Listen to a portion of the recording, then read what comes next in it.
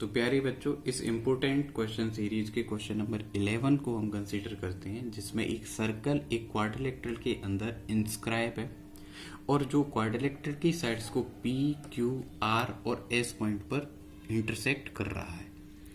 अब आपको बोला गया है कि इसमें जो AB का लेंथ है, साइड AB जो इस क्वेश्चन में दे रखी है वह 29 सेंटीमीटर की अवेलेबल है। AD की जो लेंथ है वह 23 सेंटीमीटर है।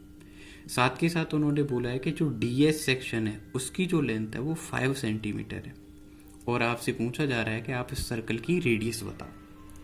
तो सबसे पहले आप बोलेंगे कि बाहर वाले पॉइंट से ड्रॉ की हुई टेंजेंट की लेंथ इक्वल होती है length of tangent drawn from external point are equal.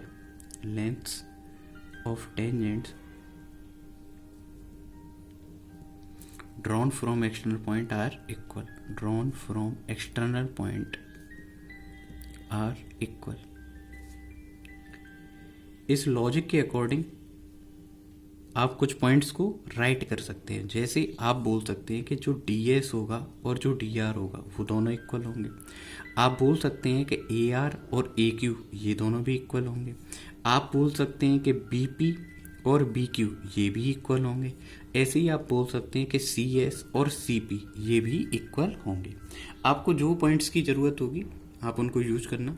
जैसे सबसे पहले आप यहाँ DS और DR दोनों इक्वल होंगे, आप इस पॉइंट को यूज कर सकते हैं और इस पॉइंट की हेल्प से आप बोल सकते हैं कि जो DR की लेंथ होगी वो DS के इक्वल होगी और DS 5 गिवन है, तो ये जो DR सेक्शन है उसकी लेंथ आ जाती है 5 cm।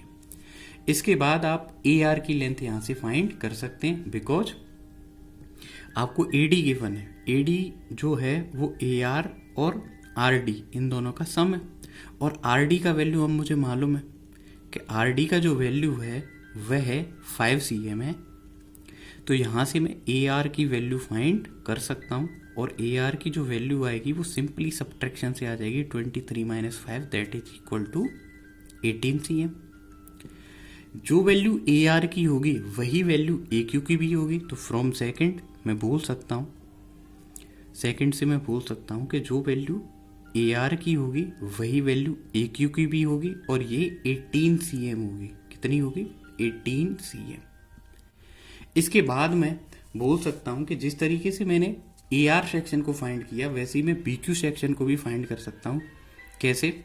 मैं बोलूँगा AB की जो टोटल लेंथ है वह 29 cm और मैं आपको आगे बता सकता हूँ कि जो AB सेक्शन है उसके पीसेज किए जा सकते हैं AQ और BQ, AQ प्लस BQ, जिसमें से जो पार्ट AQ है उसकी लेंथ मुझे मालूम है 18 cm।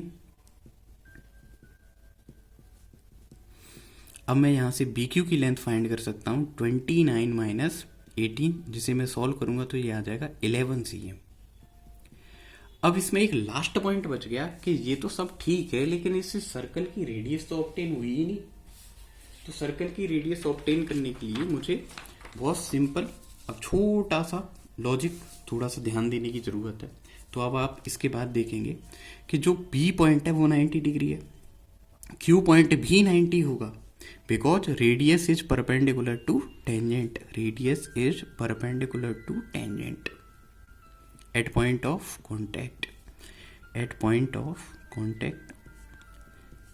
तो मेरे प्यारे बच्चों, इस लॉजिक से आप बोल सकते हैं एंगल Q का जो वैल्यू होगा वो भी 90 होगा।